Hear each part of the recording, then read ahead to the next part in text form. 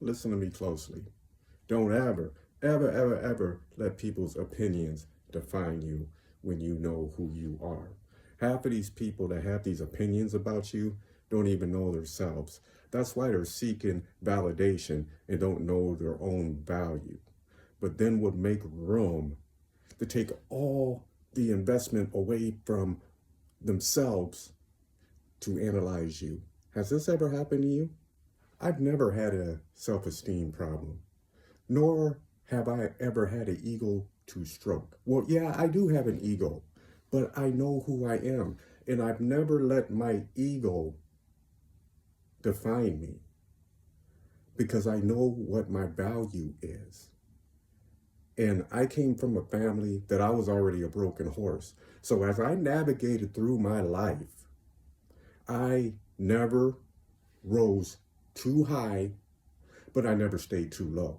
I always just float in the middle because I never seeked validation. I just did my part. I fit within what everybody else kind of was doing, but then again, I was staying in my own lane. And that can bring attention to you. It's just like that old saying, sometimes the quietest person in the room is the one that gets bullied the most. And I happen to be that individual that just because I was sitting back quiet, people thought I was soft. That wasn't the case. They found out the hard way. And not to say that I'm Billy Badass, but if I am not bothering anybody, then I expect not to be bothered. And people's opinions have never defined me. You have got to know what your value is over validation, because value is something that is internal. Knowing your worth, it is not conditional nor transaction.